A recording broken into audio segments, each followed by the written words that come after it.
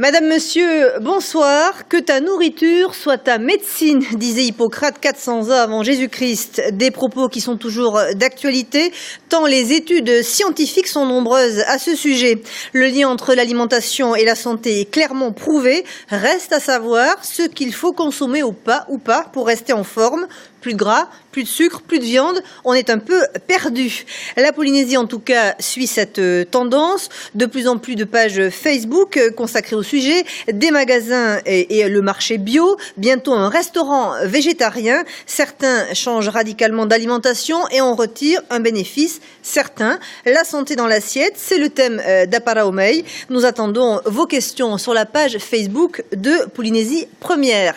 Et pour évoquer le sujet, 6 invités sur notre plateau. D'abord, Maëva Shelton, bonsoir. Bonsoir. Alors, vous êtes auteur de nombreux livres de cuisine consacrés notamment aux produits du Fénois et vous militez pour une alimentation naturelle et un retour aux sources. C'est ça. Et Gilles Terhao-Parzi, bonsoir. Bonsoir. Alors, vous êtes consultant en production et alimentation bio et vous êtes à l'origine de la création du marché bio d'Aroué. Nous en parlerons longuement tout à l'heure. Simone Glohagen-Bernardin, bonsoir. Bonsoir. Alors, vous avez radicalement changé votre façon de manger et vous avez créé une page Facebook sur le sujet. Vegan Tahiti Cooking est suivie par plus de 2200 personnes. Oui. Jean-Pierre Desperias, bonsoir. Bonsoir. Alors, vous êtes professeur de cuisine, vous avez été proviseur du lycée hôtelier de Punaouia pendant 6 ans et vous militez pour une alimentation saine sans être végétarien, loin de là. Non, le bon magret est toujours bon. Tiffaine Verneau, vous êtes diététicienne, bonsoir. Bonsoir. Diététicienne et ostéopathe et vous aidez vos patients à rééquilibrer leur alimentation en évitant les régimes. Enfin, Ricky Wongyen, vous avez été à la tête du restaurant Le Dragon d'Or de Papeete pendant de nombreuses années. Bonsoir. Bonsoir. Vous êtes membre de l'association Faatura Teora Te Whenua et vous militez pour une alimentation saine et pour une éducation alimentaire dès le plus jeune âge. Et puis, Petit Louis sera comme d'habitude avec nous pour nous accompagner de ses dessins inspirés et sans concession ce soir aussi. Bonsoir Petit Louis. Merci à tous d'être sur ce plateau. Alors, Tiffaine Verneau, vous êtes donc diététicienne, je le disais à l'instant, et ostéopathe. Hormis les risques d'obésité, quels peuvent être concrètement les effets d'une alimentation déséquilibrée sur la santé ? Nombreux. Du coup, troubles hormonaux, pathologies inflammatoires, du coup, ostéotendineuses, musculaires. Ça peut avoir des troubles bénins, un souci de crampes, et puis ça peut aller crescendo vers des choses beaucoup plus embêtantes. Donc obésité, ok, mais il y a aussi le diabète, hypercholestérolémie, problème de la goutte. La liste est longue. Est-ce que les clients qui viennent vous voir, qui viennent consulter, sont conscients de tout cela quand ils arrivent chez vous ? C'est vraiment l'obésité qui les mène à votre cabinet ? C'est quand même, alors peut-être pas les patients obèses, parce que du coup, alors c'est un autre souci, mais point de vue coût de la consultation, les personnes qui en ont le plus besoin, c'est pas remboursé. C'est pas remboursé. Donc du coup, les personnes, ma patientèle, c'est des personnes en surpoids ou avec quelques kilos, les personnes qui sont en fait plus à l'entour de la périménopause et ou alors tout ce qui est sevrage tabagique. C'est des choses qui sont pas les plus urgentes et les plus graves, mais moi c'est les patients que j'ai le plus en consultation. Alors au bout de combien de temps ces patients, en modifiant leur alimentation, ils en ressentent les bienfaits ? Est-ce que c'est rapide ou c'est vraiment sur du long terme ? 15 jours. 15 jours déjà au niveau des ballonnements, 90% de la patientèle l'exprime. Donc 15 jours, on a déjà des résultats. Alors oui. Alors Maëva Shelton, vous êtes auteur de nombreux livres de cuisine et vous êtes très branchée sur cette question d'alimentation saine. Et vous-même, vous avez suivi ce cheminement de modifier votre alimentation au fil des années. Absolument, absolument. Qu'est-ce qui vous a mené à ce cheminement-là ? En fait, ma mère m'a toujours éduquée dans ce sens-là. Quand j'étais petite, il fallait pas manger de sucre blanc, ni de pain blanc, tout ça. Donc, je suis un peu tombée dans la casserole étant petite. Et j'ai toujours eu, préféré une alimentation saine, avec des produits bio. Et petit à petit, j'ai éliminé la viande parce que je me suis aperçue que, par exemple, le porc, j'adorais le porc avant, et plus c'était gras, meilleur j'aimais. Et je me suis aperçue que j'avais mal à la tête chaque fois que j'en mangeais. Donc j'ai commencé à l'éliminer. Ensuite, il y a eu l'épidémie de la vache folle, donc j'ai éliminé aussi le bœuf. Et je mange moins de poulet maintenant. avec toutes ces hormones, tout ça, je mange du poulet plutôt bio. Finalement, c'est les scandales mais très alimentaires peu. les scandales alimentaires qui vous ont fait peur. Oui, et en fait c'était pour aller plutôt vers une alimentation végétarienne. Voilà. Donc ça veut dire aussi aujourd'hui que vous avez donc supprimé tous les produits d'origine animale de votre alimentation? Non, pas tous. Je mange encore, comme je disais, un peu de poulet, bio de préférence, du poisson. Est-ce que vous avez ressenti les effets sur votre santé? Quels sont-ils? Absolument, je me sens mieux. Je n'ai plus mal à la tête. Parce que, comme je disais, le porc était beaucoup trop gras, ça me donnait mal à la tête. Et je me sens plus légère. La digestion est bien meilleure. À un moment, je mangeais de la viande tous les jours quand j'habitais la Colombie. Ça n'a pas empêché d'avoir de l'anémie très souvent. Et lorsque je mélangeais de la viande avec des fruits, par exemple en dessert ou en accompagnement, j'avais des gaz, des ballonnements. C'était très désagréable. Donc vous avez tâtonné petit à petit pour trouver l'alimentation qui vous convenait. Voilà. Alors si je résume aujourd'hui, votre alimentation, c'est poisson du lagon, beaucoup de lait de coco, beaucoup de légumes, c'est ça? Beaucoup de légumes, voilà. Et le lait de coco, pourquoi le lait de coco? Parce que le lait de coco est un produit naturel d'abord, bio, enfin, c'est-à-dire qu'on ne met pas d'engrais sur les cocotiers. Et on découvre de plus en plus les bienfaits du lait de coco, du coco. On reparlera de toute façon longuement tout à l'heure de ces produits-là. Alors, voilà. Simone Glohagen-Bernardin, vous avez aussi fait ce cheminement pour des raisons de santé, j'ai l'impression. Au départ, en fait, j'ai eu un cheminement croisé. Au départ, c'était pour des raisons de santé, parce qu'en mangeant des œufs, j'ai contracté une salmonellose. Donc, je me suis demandé, mais comment se fait-il qu'en mangeant simplement un œuf qui avait dû être pondu par une poule dans la nature, je puisse contracter une salmonellose? En faisant des recherches sur Internet, je me suis de fil en aiguille aperçu qu'il y avait ce qu'on appelle des fermes industrielles. Et j'ai commencé à voir des reportages, en l'occurrence sur YouTube, j'ai vu Earthlings. Et j'ai vu comment étaient élevés nos animaux. Donc ça, c'est la partie là, sur les convictions. Oui, on en parlera un peu plus tard. Non, mais je suis obligée de passer par là, c'est ça qui de toute façon, c'est ce qui m'a amené ensuite au cheminement. Et c'est ensuite que j'ai décidé donc d'enlever les produits animaux, donc viande, œufs, mais aussi crème, beurre, lait de mon alimentation. On en parlera après, comme tout le monde, j'ai eu la peur des protéines, du calcium, etc., des carences. Et c'est petit à petit que je suis arrivée à me dire, mais par quoi est-ce que je vais remplacer tous ces produits? Comment je vais faire? Et j'ai donc commencé à cuisiner pour ma famille, pour mes amis. Ils ont aimé ça. Et je me suis dit, je ne peux pas garder ça pour moi. Oui, alors justement, vous avez une page C'est pour Facebook ça que j'ai créé cette page, qui a plus de 2200 amis qui vous suivent régulièrement. Des personnes, Quelles sont les questions les plus souvent, les plus fréquentes? Généralement, les questions les plus fréquentes concernent purement la technique. Quand je donne tel ingrédient, est-ce que je peux le remplacer par tel autre ingrédient? Est-ce que, voilà, c'est souvent remplacer les ingrédients par d'autres. Et souvent, parfois c'est possible et souvent non, puisque c'est vraiment certains ingrédients qui vont donc faire le liant d'un œuf, etc. On va demander au cuisinier ça tout à l'heure, justement, par quoi on peut remplacer les choses. Mais vous, est-ce que vous avez eu des effets concrets sur votre santé? Oui. Lesquels? Ensuite, j'ai eu des effets concrets sur ma santé. Je me suis sentie beaucoup mieux. J'ai eu moins de petits maux du quotidien. J'ai eu moins de...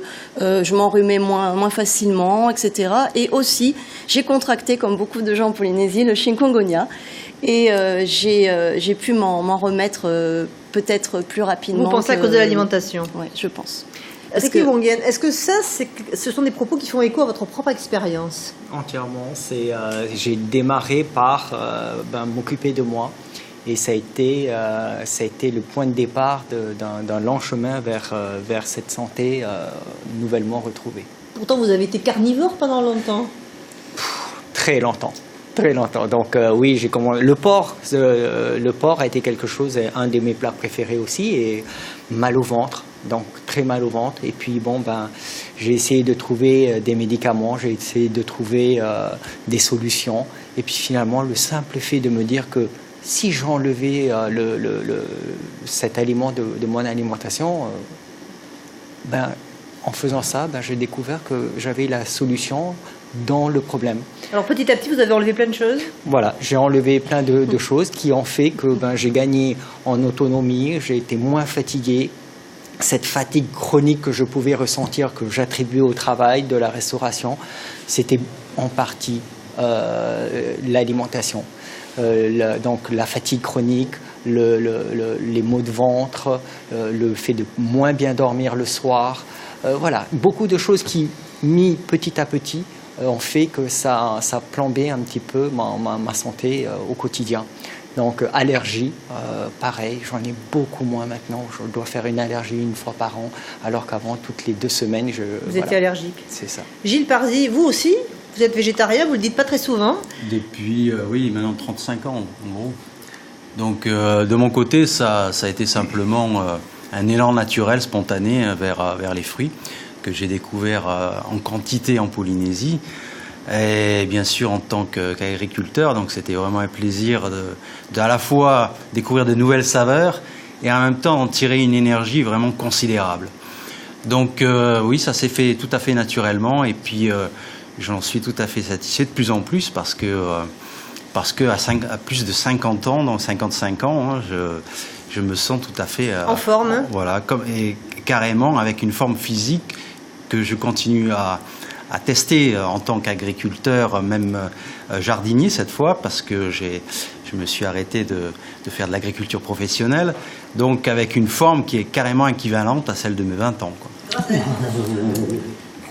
J'en suis persuadé, bien sûr. On en reparlera un peu plus de toute façon tout à l'heure. Alors, Jean-Pierre Despérias, vous n'êtes pas du tout végétarien, on l'a bien compris. Ah non, pas du tout. Mais en revanche, vous constatez aussi que vous avez radicalement modifié peut-être votre façon de cuisiner ou d'appréhender l'alimentation depuis ces 40 dernières années. Voilà, expliquez-nous. Il est évident que je suis né à la fin de la première moitié du siècle dernier. Ça veut dire qu'après la guerre, nous n'avions rien. Dans les Landes, en particulier, on disait qu'on était pauvres comme les chemins. Donc il a fallu trouver à manger. Donc on a mangé ce qu'il y avait. C'est pas de ma faute si, à l'époque, le filet de canard était moins cher que le filet de bœuf. C'est sûr que... Donc cette alimentation, elle a été faite d'abord avec ce que nous pouvions nous acheter. C'est le cas de beaucoup de familles aussi, ici en Polynésie d'ailleurs. C'est le cas de famille. Et vous savez, les grands repas que l'on dit gargantuesques du sud-ouest, on commençait par du bouillon chaud. Puis ensuite, on passait sur des crudités. Or, quand nous voyons maintenant les régimes qui sont proposés, on demande de prendre un bouillon chaud avant, que ce soit dans les cuisines orientales ou autres, puis ensuite par des crudités, parce que c'est plus long à digérer, ça permet de remplir un petit peu l'estomac, ou les fruits d'ailleurs, de les donner, et ensuite de manger. Donc, je n'ai pas fait quoi que ce soit, j'ai jamais été trop malade, et puis mon métier a fait, par obligation, que je sois au service de gens pour leur faire plaisir. Mais qu'est-ce que vous avez changé dans votre alimentation? On a équilibré notre alimentation avec beaucoup plus de légumes, beaucoup plus de fruits, ne faire que 2 voire 3 repas par jour et ne pas manger le soir. Ça, c'est sûr que à 65 ans, 66 bientôt, depuis les 10 ou 15 dernières années, on a fait beaucoup plus attention. Et aussi pour nos enfants, à tel point que notre fille est végétarienne. Elle habite Paris, toutes les semaines, elle va chercher son panier végétarien. Elle se fait cuire ça avec beaucoup d'attention pour ne pas tuer les vitamines, faire attention, parce que bon, il faut aussi savoir, on ne peut pas regarder les produits crus toute la semaine, donc il y a une attention particulière qui est faite. Ça demande du temps. Je pense, oui. Alors, je vais toujours dans le sens de la cuisine dite allégée ou autre, mais je me dis aussi pour être demandé dans diverses activités. Je suis à la retraite, mais j'ai quelques activités. Par exemple, dernièrement, la mairie d'Aroué m'a demandé d'aider des gens qui étaient un petit peu en perdition, qui n'avaient plus de travail ou autre. Donc quand on n'a plus d'argent, comment on fait pour manger équilibré? On en parlera tout le temps de l'argent, de toute façon, voilà, ça sera dans la deuxième partie de l'émission. La base est là.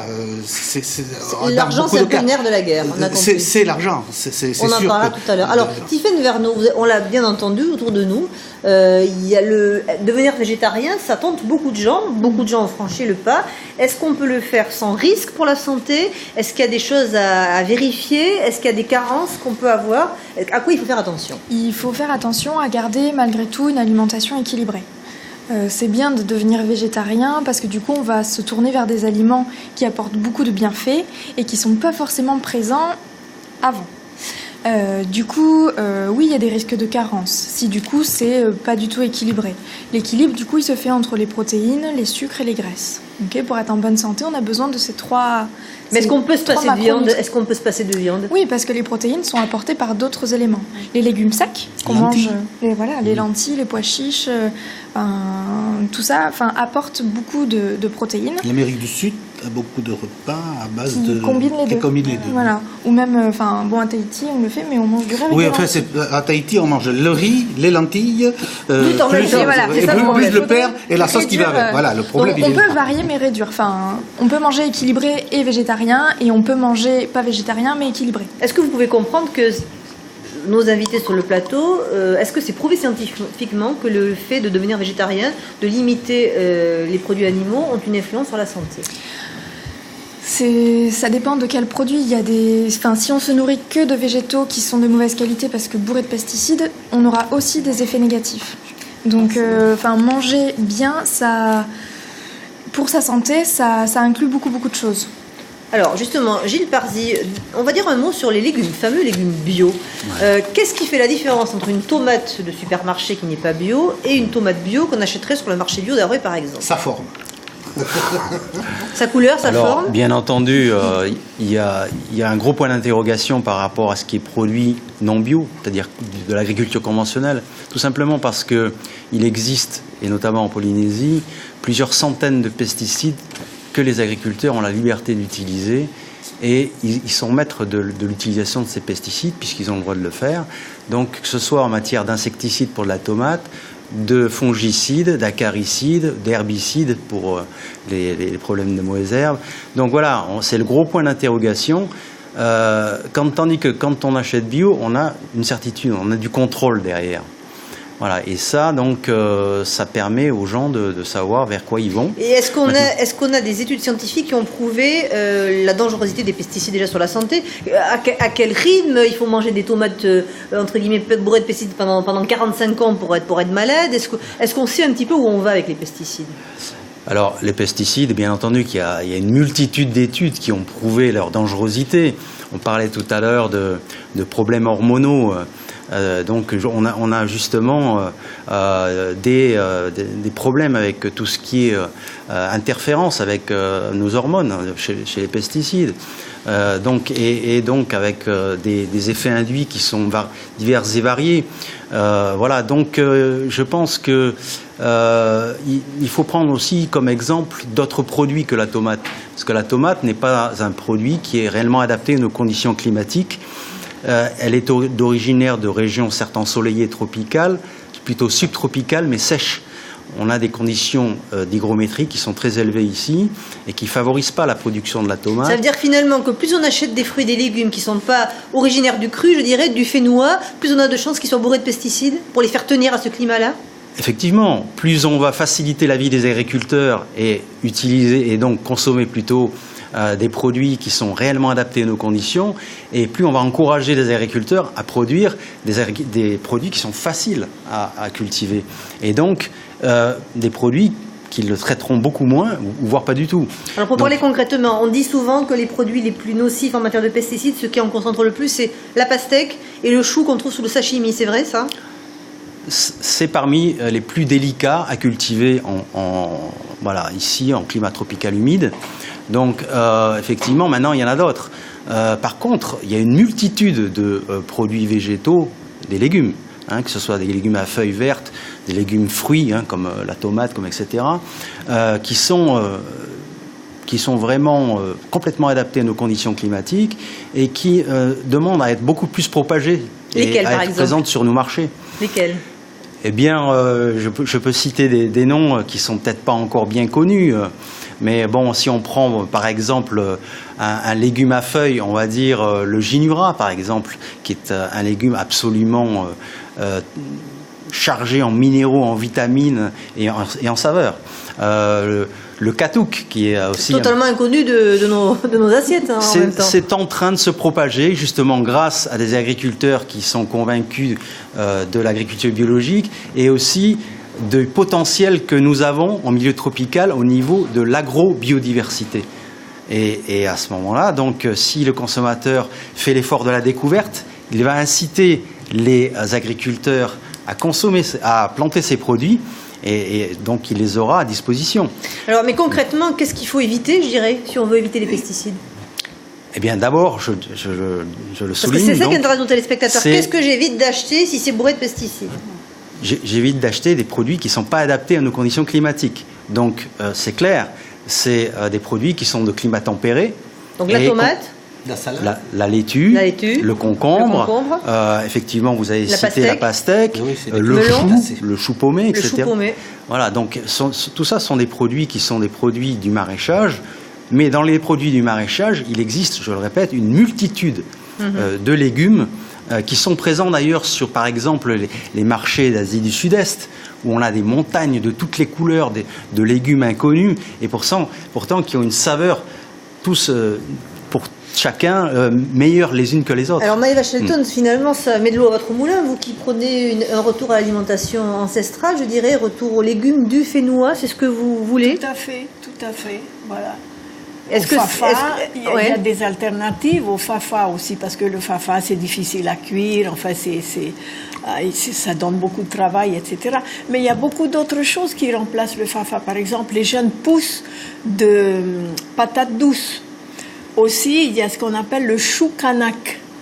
Et ce sont des grandes feuilles, c'est très facile à faire pousser. Il y a aussi ce qu'on appelle le kalalou. Ce sont des petites feuilles comme des feuilles de taro, mais qui remplacent aussi le fafa et qui ne demandent pas autant de travail, d'élaboration pour le cuisiner. faire. Voilà. Les tiges aussi de fafa. Les tiges de fafa aussi, les jeunes tiges qui sont... Oui, sont très bonnes. C'est bon. Simone, vous faites comment pour faire vos petites courses? Vous privilégiez aussi les légumes locaux? Alors évidemment, je privilégie les légumes et les fruits locaux en priorité. Ensuite, de temps en temps, quand je craque sur les légumes qui sont pas cultivés et qui ne poussent pas naturellement ici, parce que je suis quand même d'origine européenne, de temps en temps, j'ai besoin d'un petit peu mes produits à l'origine. Dans ce cas-là, on m'a dit que c'était bien de tremper un tout petit peu les légumes dans du bicarbonate de soude avec de l'eau. C'est vrai, Gilles, ça? Pendant un certain temps. Ça enlevait pas tout, mais une partie. Alors en fait, on a affaire à des pesticides maintenant qui sont dits systémiques, c'est-à-dire qui rentrent dans le système de la plante et aussi la plante qu'on récolte ou les fruits.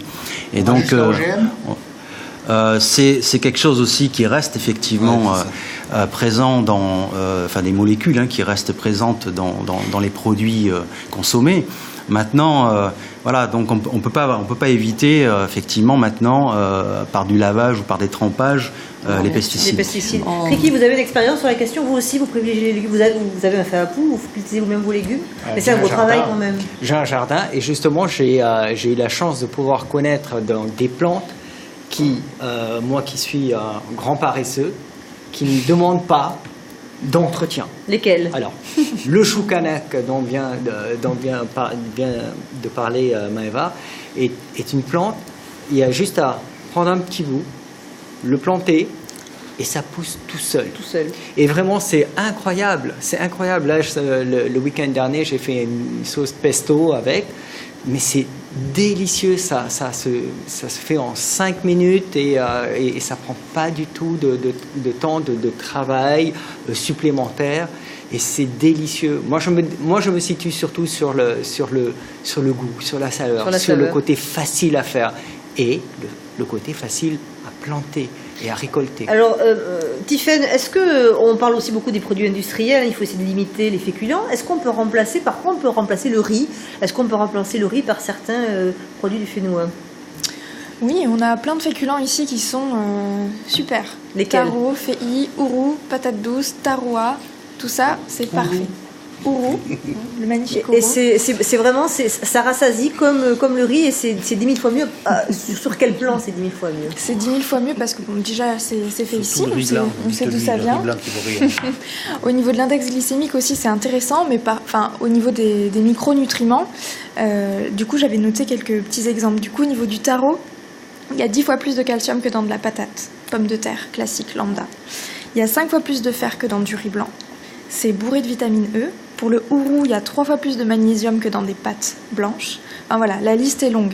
Donc en voilà fait, pourquoi. le mot Après, d'ordre... il y a une ration à respecter. Voilà, c'est ça. Voilà. Si on mange un hourou en entier, non, ça va mal se passer. Mais voilà. Pour ici, il y a un exemple vraiment facile, c'est le bol chinois. Le bol chinois, c'est notre dose suffisante de féculents. Par repas. Par repas. Un bol chinois par repas, ça suffit. En revanche, il y a aussi quelque chose dont on a parlé quand on a préparé l'émission. Vous avez souvent parmi votre clientèle des gens qui mangent trop de protéines. Et ça, c'est quelque chose qui est assez particulier. Est-ce que c'est dû au fait que pendant longtemps, on apprenait les régimes à base de protéines pour maigrir? Les régimes à base de protéines fonctionnent rapidement, mais pas à long terme. Donc voilà, si on a envie de perdre du poids... c'est dangereux même de faire ces régimes-là? C'est délétère pour le système rénal. À long terme, oui, il va y avoir des conséquences. Alors finalement, il faut manger combien de protéines? En plus, les protéines, c'est quand même ce qui coûte le plus cher. Voilà. Donc pour une famille, si on pouvait réduire la dose de protéines pour acheter des légumes, on aurait vraiment tout compris. C'est un message que je donne à chaque consultation et je veux que ça rentre dans la tête des gens. Alors finalement, il faut pas, alors mis à part les gens qui ne consomment plus de viande. Non, mais dans l'alimentation équilibrée, alors la ration de protéines suffisante, on va faire simple, c'est 1 gramme multiplié par notre poids. C'est la dose de protéines qu'il nous faut pour une journée. C'est rien. Mais donc, quelqu'un de 70 kg, il a besoin de 70 grammes de protéines par jour. Et voilà. C'est même pas le poids d'un steak haché. C'est combien un steak haché? Mais du coup, dans un steak haché, c'est 100 grammes. Mais pour une femme, pour moi, par repas, dose de protéines, si c'est de la viande rouge, c'est la paume de ma main. Voilà, c'est un steak haché. C'est un steak haché, c'est un tout petit steak haché. Mais alors, des protéines, il n'y en a pas que dans la famille des viandes, poissons, œufs. Dans la famille des protéines. Il y en a dans les féculents, il y en a dans d'autres familles. Dans les produits laitiers, on peut donc se dans... passer de viande et remplacer par d'autres produits que la viande, on l'a compris. Jean-Pierre Despérias, est-ce que vous avez freiné un peu sur les protéines aussi? Oui, on mange plus de viande le soir, oui, on fait attention. Si on veut s'entretenir un petit peu, il faut faire les 10 000 pas par jour. On m'a fait un front de mer magnifique, et là je le fais pas tous les jours, mais tous les 2 ou 3 jours. Un jour le jardin, un jour les 10 000 pas, c'est important, parce que ça aussi c'est important. Mais les protéines, j'en mange beaucoup moins, oui. Alors, beaucoup plus de poissons, 3 fois du poisson pour 1 fois de la viande. Vous avez aussi pas mal bougé dans les atolls, vous m'avez dit en préparant l'émission. Et vous avez observé pas mal de je viens de faire, si on se promène un petit peu, on va monter là-haut, Fangatao, Puka Puka, Napuka, Faïté, puis après les autres là, à la demande des mairies, pour mieux voir comment avait été comment on fait la cuisine pour les enfants qui sont dans le primaire. J'avais fait ça il y a 15 ans ou 20 ans pour le secondaire, et là on est venu me rechercher parce qu'il faut rester 1 semaine sur place. Et les gens qui sont en activité ne peuvent plus se permettre de rester 1 semaine comme ça. Donc la première chose que je fais, c'est je demande à faire un tour, regarder ce qu'on fait comme légumes. Or on y fait des légumes avec ce qu'ils ont. C'est-à-dire on récupère l'eau, on fait pourrir un peu de poisson pour faire un peu d'engrais. J'ai donc trouvé des très belles salades, alors pas paumées, mais magnifiques, comme ça. J'ai trouvé des concombres, j'ai trouvé des herbes, pas celles-là, je ne l'ai pas trouvé. J'ai trouvé des herbes, j'ai trouvé de tout. Et vous avez trouvé que les gens finalement mangeaient très vite, très bien. Alors, pour la plupart, puisque à plus forte raison maintenant, ils n'ont pas toujours du gaz et ils n'ont pas toujours le bateau qui est arrivé et qui leur a permis d'apporter un petit peu d'extérieur, donc ils vont tous les soirs à la pêche. La plupart des atolls dans lesquels j'étais, je veux faire une différence entre les atolls et les îles, parce que dans les îles il y a de l'eau, il y a tout, tandis que dans les atolls il n'y a pas tout ça. Ils vont à la pêche le soir, donc on laisse une nasse pour qu'il y ait des appâts, pour que le premier qui arrive mette les appâts, puis ensuite... Et ça leur fait des menus équilibrés. Et tous les gosses que j'ai vus, j'avais des petites collectivités de 20 à 35 gosses, dentition magnifique, tous des cheveux, des beaux cheveux, des yeux comme il faut, pas de pelure. Et les cimetières sont petits. Ils sont vides. Oui. Mais alors, justement, on va parler des enfants. Tout à l'heure, vous avez une expérience, vous, à ce sujet-là, Maëva. Vous me disiez que finalement, quand vous étiez enfant, vous ne mangiez pas du tout ce que vous observez maintenant chez les enfants en bas âge. Ah oui, d'abord ça n'existait pas. Il n'y avait pas McDo, hein. Il n'y avait pas de McDo, il n'y avait pas comment on dit, des Cheetos, tous ces machins-là, les chips en paquet. Quand on avait faim, on mangeait une banane avec du coco râpé, on mangeait un fruit. Quand je revenais de l'école à 4 heures, Voilà. j'allais gauler des mangues, j'allais chercher des pommes cannelle. Donc c'est pas du tout, Voilà, on est revenu, c'est pas dans une admission industrielle. Tiffaine Verneau, est-ce qu'il y a des aliments qu'il faudrait carrément bannir chez les enfants en bas âge? Le sucre, allez. Non, mais il y a plusieurs choses là. Bannir, du coup, c'est dur. Enfin, quand on bannit, donc enfants, oui, ils connaissent pas. Le plus simple, c'est clair, c'est de pas introduire les choses qu'il faut pas, où il faut pas adopter vraiment le goût pour. On n'a pas besoin de sucre pour vivre.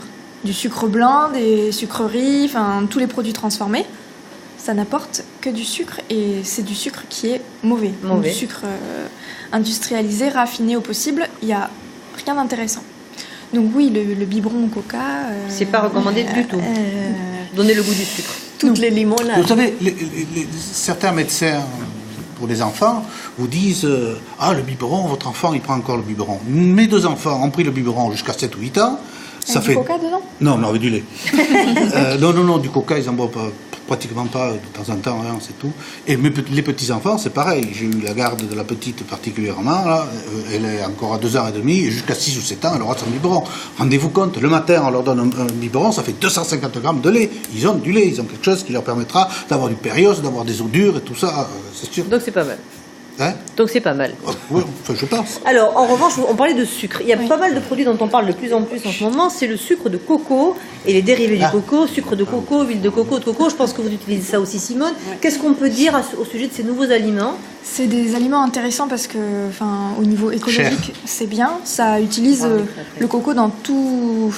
Voilà, on a l'eau, le lait, le sucre, l'huile. Je sais pas par quoi vous voulez que je commence. Le sucre de coco, est-ce que ça vraiment... Il y a beaucoup de gens qui achètent du sucre de coco aujourd'hui. Est-ce que c'est... Alors, c'est un index glycémique bas. Qu'est-ce que ça veut dire? Est-ce que ça veut dire qu'on en met 2 fois plus pour avoir le même effet pas que le du sucre tout. blanc? Le pouvoir sucrant, il est identique, il est même, il est intense. Par contre, l'index glycémique est bas. Donc ça veut dire que l'index glycémique, c'est le facteur qu'un aliment va avoir à nous faire augmenter la dose de sucre dans notre sang, dans notre corps. Donc là, du coup, ça va pas nous faire trop augmenter cette dose de sucre. Par contre, au niveau des calories, c'est identique. J'ai regardé, j'ai fait une petite enquête, j'ai regardé les vidéos comment était fait le sucre de coco. Alors, si je me trompe, faut vraiment m'arrêter parce que ça a été une découverte.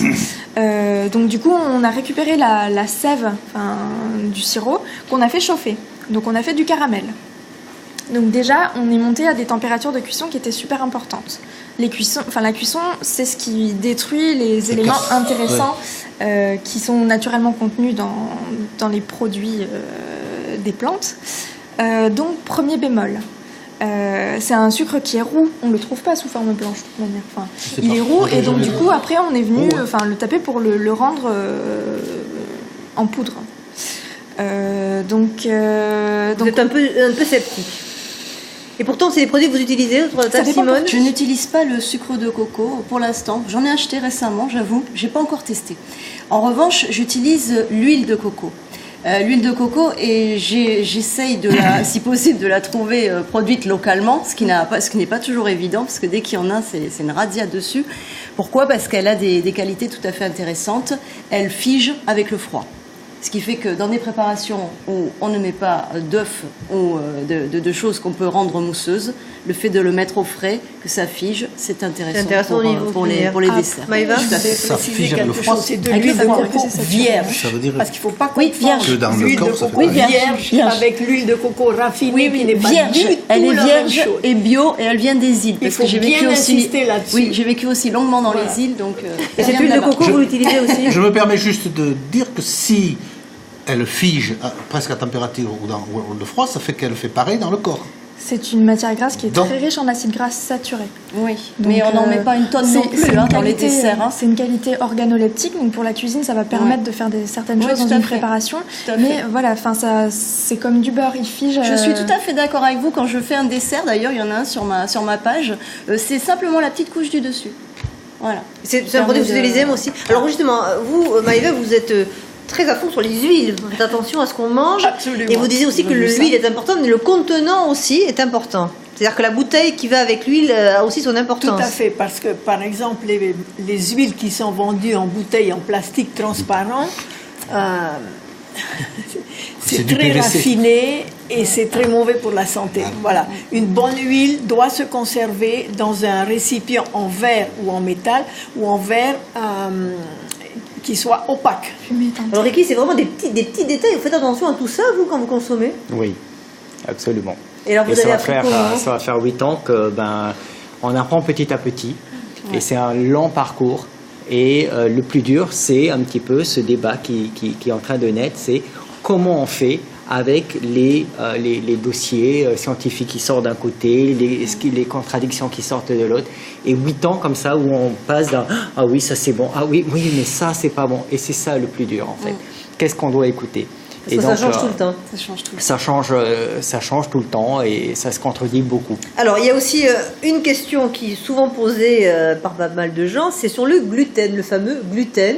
Il y a des gens qui disent que le gluten, c'est pas bon, qu'il faut s'en passer. Sauf que finalement, Tiffaine Verdon, il faut faire aussi attention de ne pas arrêter un produit si on n'est pas allergique à ce produit. On peut avoir des effets Tout à fait, inverses. oui. Expliquez-nous un petit On peu. peut réellement devenir allergique si on a fait une éviction totale à un produit. D'abord, qu'on c'est quoi le réintroduit. gluten alors? Le gluten, c'est une protéine qui se trouve dans le blé. Enfin, dans le blé.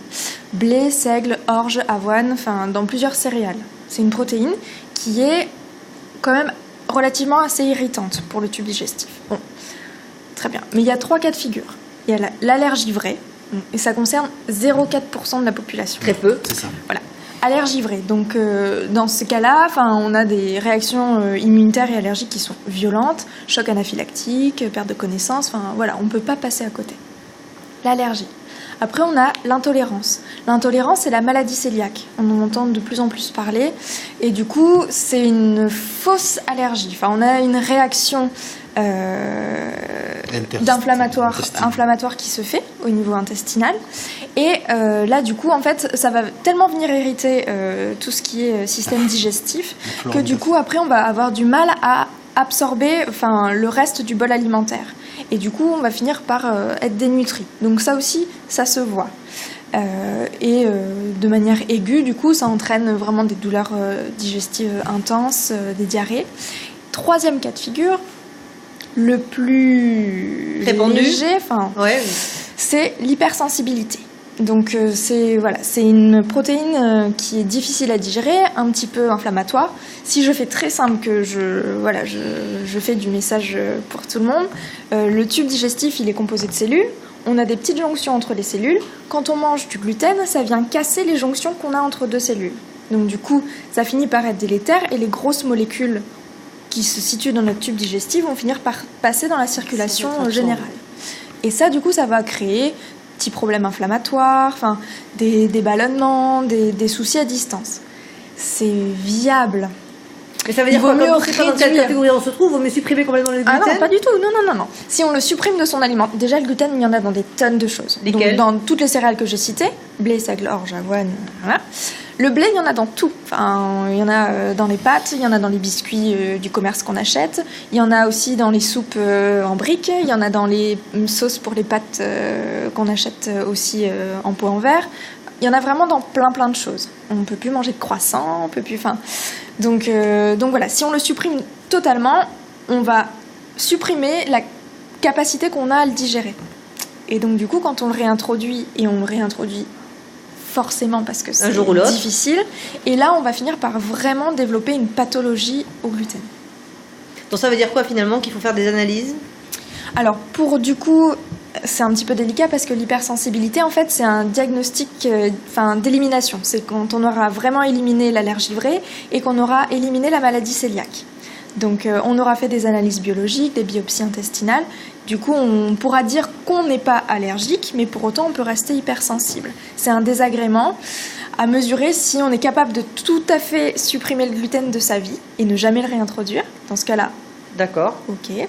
Mais c'est avec vraiment... réserve. Voilà. Mais ou alors subir un tout petit peu voilà, des contraintes, mais être un peu Donc, plus faire tolérant. attention aussi avec ce qu'on exclut de l'alimentation. Maëva. Voilà, je voulais ajouter quelque chose. C'est qu'il y a 50 ans et plus, le blé contenait environ 29-30% de gluten.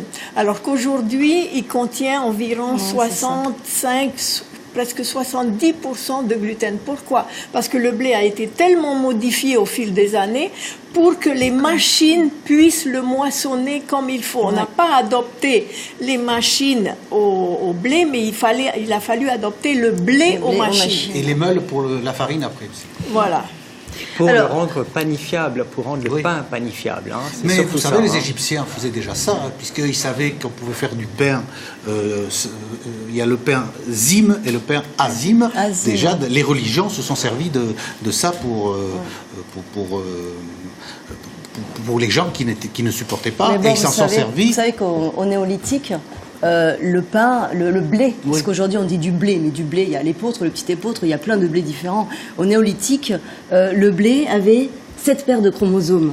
Aujourd'hui, il en a 21. Ben voilà. Donc ça a été Il y modifié. il y a quand même quelque chose. Alors qu'on ne puisse pas le digérer, je crois que c'est un petit peu compréhensible. Je vais aller plus loin, aujourd'hui. c'est que dans toute l'Océanie, on s'est toujours passé de produits à base de gluten. On a toujours consommé des amylacés originaires de fruits, souvent, donc comme le houlou, comme le mapé, d'autres qui venaient de l'agriculture, vivrière, comme le taro, comme l'igname, comme le manioc, la patate douce, etc. On a vraiment une grosse gamme. On est en train de parler de quelques céréales qui sont quasiment, d'abord, pratiquement pas cultivables dans toute l'Océanie, parce qu'on n'a pas des climats qui sont faits pour. Mais par contre, on a toute une gamme, une grosse biodiversité de produits par lesquels on peut vraiment se régaler, et en même temps par lesquels on a vraiment une dose de santé qui est bien supérieure. Alors, on va dire un petit mot juste sur les allergies avant de passer à la seconde partie de l'émission. Tiffaine Verneau, il y a beaucoup de gens qui disent « Moi, j'ai supprimé les produits laitiers et j'ai beaucoup mieux, j'ai moins d'allergies. » Est-ce que c'est scientifiquement prouvé? Est-ce que les gens allergiques devraient limiter les produits laitiers? Produits laitiers, pareil, 2 familles. C'est important de mettre le lait d'un côté et ce qui est fromage et laitage de l'autre. Enfin, yaourt, fromage blanc. Dans le lait, on a encore le lactose. Le lactose, c'est le sucre du lait. Dans les produits yaourt et fromage, on va avoir mis des ferments lactiques qui auront digéré le lactose.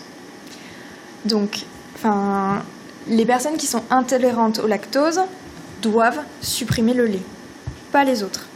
Mais pas le fromage. Mais est-ce que ça peut Pas le avoir fromage, pas pas tous le les yaourt. produits. Voilà, mais est-ce que ça peut vraiment avoir un impact sur les allergies? Est-ce que ça peut les limiter si on limite les produits laitiers? C'est aussi une molécule assez irritable, au niveau intestinal. Donc du coup, pareil, ça laisse passer des grosses molécules dans la circulation générale. Et du coup, à distance, on peut avoir des points inflammatoires, arthrose, ces choses-là. voyez, Mais il faut être sensible, il faut avoir un beau ressenti de son Si corps. vous trempez le pain C'est dans pas- le lait et que vous êtes allergique aux deux, vous y restez pas longtemps. Ah, Très bien. Écoutez, alors on va faire une toute petite pause dans l'émission. On va regarder ce micro-trottoir qui a été enregistré à Papeete il y a quelques jours et qui fait un petit peu le point sur le changement d'alimentation des Polynésiens. Est-ce qu'ils pensent un peu de changement d'alimentation? Et si financièrement, ils pensent que c'est faisable de changer radicalement d'alimentation pour se tourner vers des produits bio et sains. Écoutez. Est-ce qu'il y a des choses que vous ne mangez plus ou que vous hésitez à manger? Du coca, hamburger, tous ces produits faits à la chaîne, quoi. Est-ce que vous pensez que ça a une influence sur la santé, vraiment, l'alimentation? Ah oui, bien sûr, hein. Il faut regarder beaucoup l'alimentation, hein. Si tu veux vivre bien et en bonne santé plus longtemps, il n'y a que ça, le secret, c'est ça, hein. Vous, faites attention à ce que vous mangez. Oui. Depuis combien de temps? Oh, depuis longtemps, parce que j'étais 2 fois plus gros avant, et donc j'ai sélectionné plus de sucre, plus de matière grasse, plus un tas de choses. Est-ce que vous avez vu l'impact sur votre santé réellement? Oui, parce que maintenant je suis un peu plus alerte, j'ai perdu quand même beaucoup de poids, et puis je me sens bien dans ma peau. J'essaie de faire attention. Je me sens moins fatigué depuis que je mange moins de viande. Vu que, voilà, et puis légumes et tout ce qui est... J'essaie de manger tout ce qui est bio aussi. Et est-ce que vous pensez que les choses sont en train de changer un peu, que les gens se rendent compte maintenant que la santé est liée vraiment à l'alimentation? Je ne crois pas. Quand je vois les gens marcher à Papeete, je suis effrayée.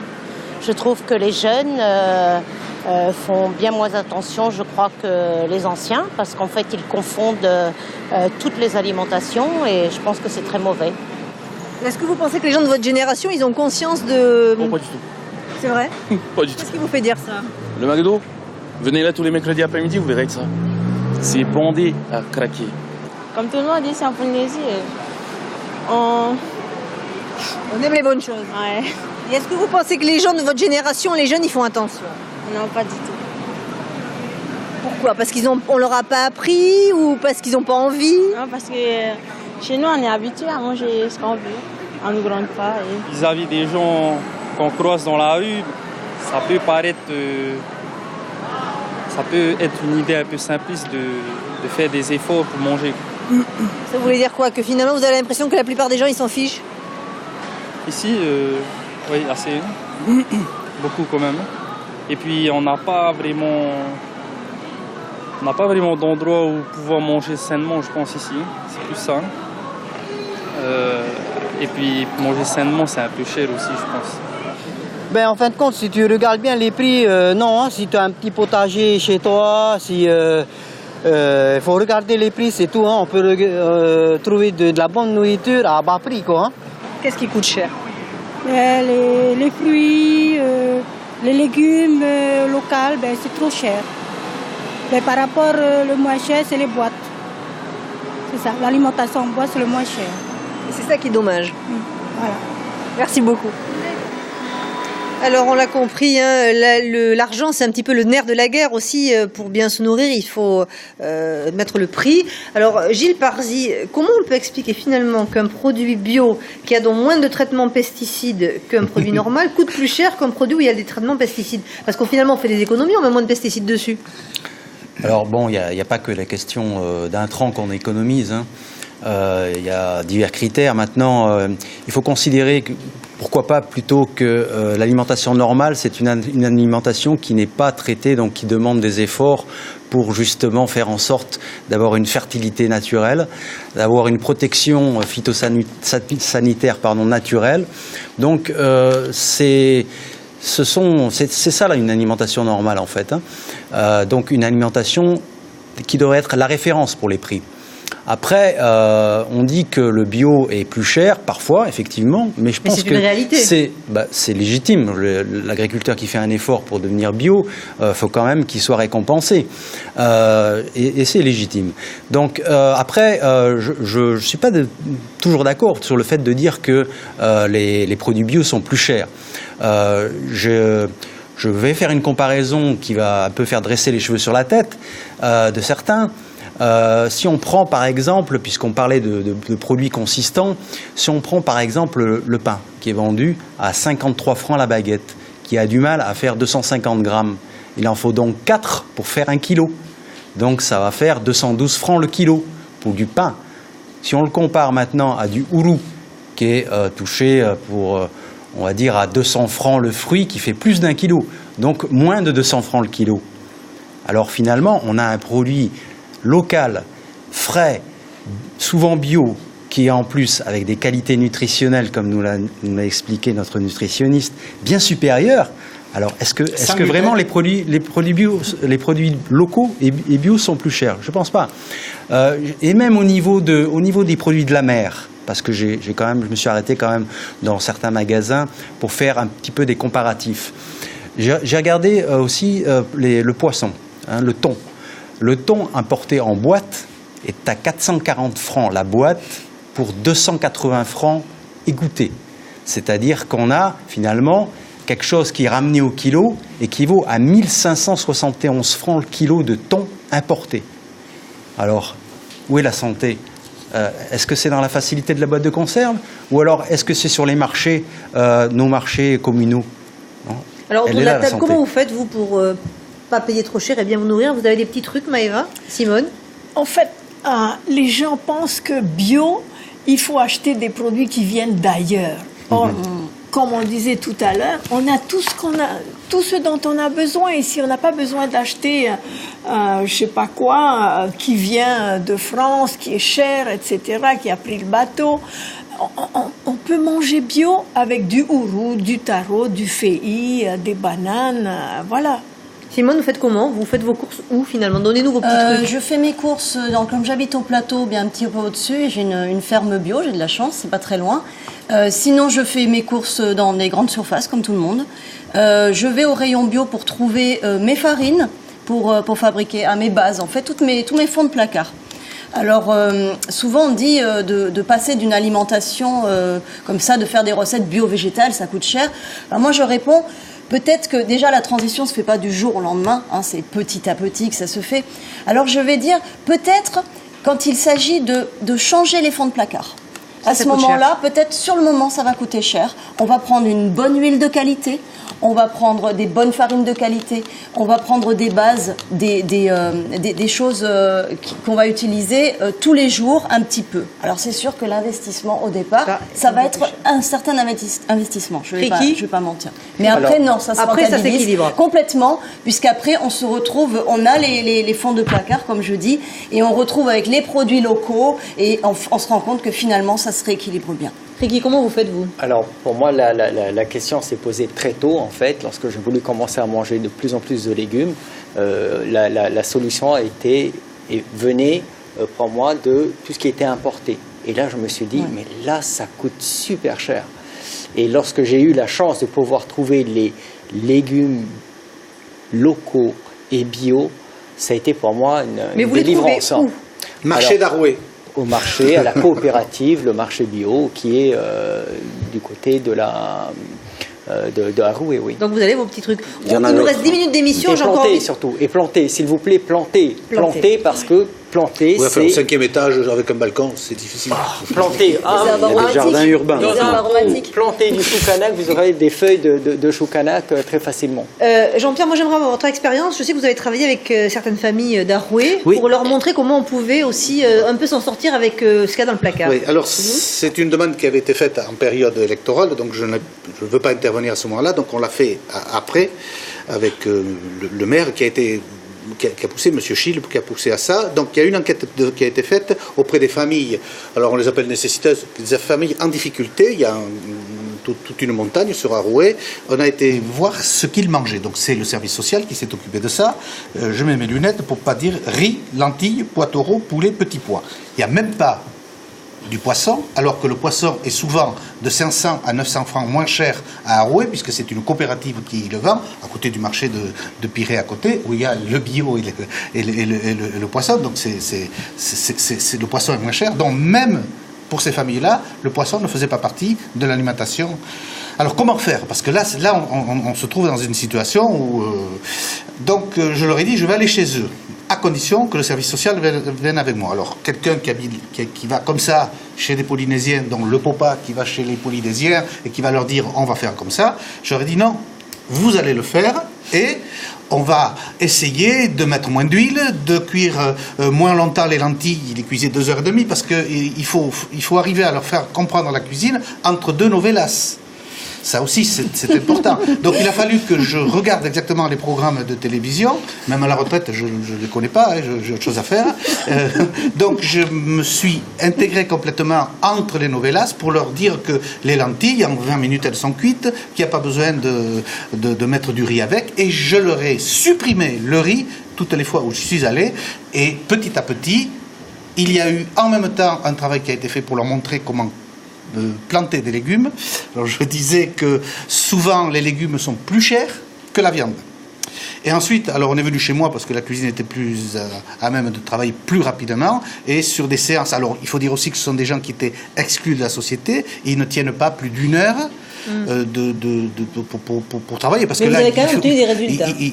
Absolument. J'ai obtenu déjà, alors je l'ai noté, une ambiance posée, très attentive et à l'écoute des instructions que je donnais, mais je n'avais pas j'allais pas imposer quelque chose. Et petit à petit, ils ont eu envie de faire des choses. À tel point que maintenant, certains qui n'avaient jamais souri, parce qu'ils sont suivis par des spécialistes, certains qui n'avaient jamais souri depuis 2 ans, avaient le sourire C'est important. L'alimentation est importante parce aussi que pour l'alimentation, de cuisiner ensemble, de faire de l'histoire, de la géographie, parce que j'en fais tout le temps. Quand on me demande pourquoi je fais de la piperade, je dis je suis pas loin du Pays Basque et que piper c'est le piment doux et que ça fait piperade. Voilà, okay, tout ça c'est important. Alors il nous reste 6 minutes d'émission. Je voudrais d'abord donner la parole à Gilles Parzi parce qu'on a parlé aussi de quelque chose qui est important. Hormis l'aspect diététique, il y a aussi une alimentation qui change par conviction. Et vous, Gilles Parzi, vous êtes sûr et certain que c'est aussi bon pour la planète de changer d'alimentation. Pourquoi vous tous autour de la table d'ailleurs. Oui. Le consommateur, par son alimentation, façonne l'environnement, véritablement. Alors, pour citer quelques chiffres, même au niveau de la productivité, pour commencer, sur 1 hectare, on va nourrir une vache. Et avec quelques centaines de viandes, nourrir quelques familles, on va dire, hein, si on rationne bien. Sur 1 hectare de verger, on va nourrir des dizaines de familles pendant des générations. Voilà. Et comme on le disait, à travers donc les fruits, on n'a pas que des produits sucrés, vitaminés, juteux, mais on a aussi des produits consistants, tels que les noix, tels que des produits amylacés comme le houlou, comme le mapé, etc. Donc on a véritablement une productivité supérieure à l'hectare en consommant donc des fruits. On se plaint d'avoir un manque de productivité mondiale par rapport à l'alimentation. Pourquoi ? Parce qu'on consacre l'essentiel des terres, malheureusement, beaucoup à l'élevage, et surtout bovin. Donc bovin, on a d'un autre côté de grosses émanations de méthane de la part de cet animal, donc le méthane est 23 fois plus puissant en matière de gaz à effet de serre que le carbone. Donc on a un très puissant gaz à effet de serre et donc le méthane que dégagent les bovins équivaut à au carbone qui est émané par tous les transports de la planète réunis. Vous voyez un peu donc l'effet que peut avoir l'augmentation de la consommation de viande dans le monde. Je ne dis pas qu'il faut arrêter la viande du jour au lendemain. Ce que je dis, c'est qu'en tout cas, il y a un excès qui existe et qu'il faut y penser sérieusement. Simone, on va faire un tour de table. Malheureusement, on arrive au terme de l'émission. Simone, c'est aussi par conviction que vous avez changé d'alimentation? Oui, tout à fait, c'est par conviction. Je vous dis, c'est à la suite du visionnage d'un reportage qui s'appelle Earthlings sur YouTube. J'ai vu comment ça se passait dans les fermes industrielles et je me suis dit que l'humain, c'est plus digne d'un humain. C'est pas possible. On doit changer notre manière de consommer et de voir les choses et de traiter nos animaux. Maëva Shelton? Il ne s'agit pas de devenir végétarien, mais de manger moins de viande pour son bien-être et pour le bien-être de la planète. Ricky? Planter, s'il vous plaît. Voilà. Planter encore. Manger local, manger bio. C'est tout ce qui pousse en Polynésie. C'est ce qui est bon pour nous. Voilà. Jean-Pierre Despériès, vous, 40 ans de Polynésie, est-ce que vous avez appris des choses aussi? Ah oui, j'ai appris beaucoup de choses. Je me suis servi de produits que j'ignorais complètement. Je continue à les utiliser. Je sors mon prochain livre pour mes 50 ans de cuisine, le 10e, qui fera l'équilibre. Alors, je ne suis pas aussi féru que Gilles Parzi non, pour les livres de Maëva, mais j'ai essayé de faire un équilibre dedans. Est-ce que vous avez conscience, vous aussi, qu'il faut changer sa façon de manger? Ah oui, j'en suis conscient, puisque je le fais aussi. Mais enfin, je resterai quand même sur l'idée de cuisiner à plusieurs, avec les enfants, les petits-enfants actuellement. C'est un plaisir. Puis alors, ce silence qu'il y a quand on amène l'assiette devant les gens, ou le plat, et qu'ils ne savent pas par où le commencer, il y a un silence là, et plus le silence dure, plus je me dis que la dégustation sera bonne. Alors, Tiffaine Verneau, petit Lou, je ne sais pas si vous avez un micro. On va peut-être pouvoir vous porter un micro pour dire un petit mot pendant que je donne la parole à Tiffaine Verneau. Alors, Tiffaine Verneau, qu'est-ce qu'on peut finalement conseiller? On l'a compris, hein, il y a des gens qui sont peut-être capables de faire ce pas, de changer d'alimentation. C'est un travail de tous les jours, c'est un réapprentissage. À ceux qui ne voudraient pas passer par là, qu'est-ce qu'on peut conseiller ce soir? Déjà, le travail, il est fait de plus en plus. Hein. On a des diététiciennes à la direction de la santé qui s'occupent d'aller sensibiliser les plus jeunes. Donc ça, déjà, c'est une génération qui sera un petit peu plus au courant. Alors moi, pour ma part, je parle de l'alimentation équilibrée. C'est vraiment le message que je prône. Oui, c'est bien si on arrive à aller vers une alimentation biologique. C'est le stade supérieur. Ultime. au-dessus. C'est le bonheur total. Voilà, là, ce serait vraiment...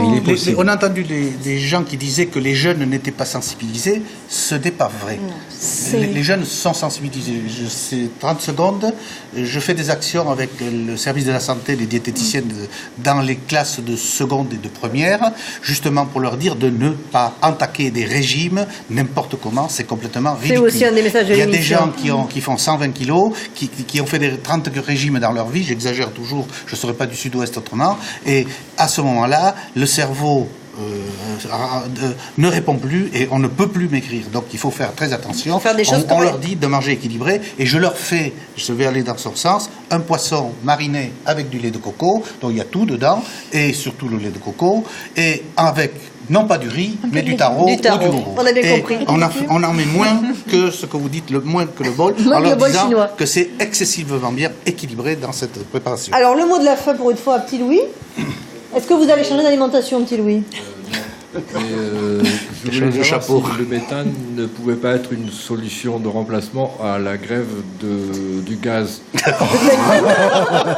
Si. Très bien. Si. Ah si. J'ai une cuisinière à bois et à charbon chez moi, on peut y aller. Avec des biodigesteurs. En Colombie, où j'ai passé chez les voisins. 22 ans, il y a des fermes pilotes où il y a des élevages de bovins, justement. Ils récoltent les matières fécales dans des tanks fermés et ils cuisinent avec ça. Ben voilà, on a trouvé la solution donc aux grèves en Polynésie et à la malbouffe. Ça sera le mot de la fin. Merci à tous vos invités d'être sur ce plateau. Merci à vous d'avoir suivi cette émission. À très bientôt pour un nouveau numéro d'Aparaomei. Restez sur la première, bien sûr.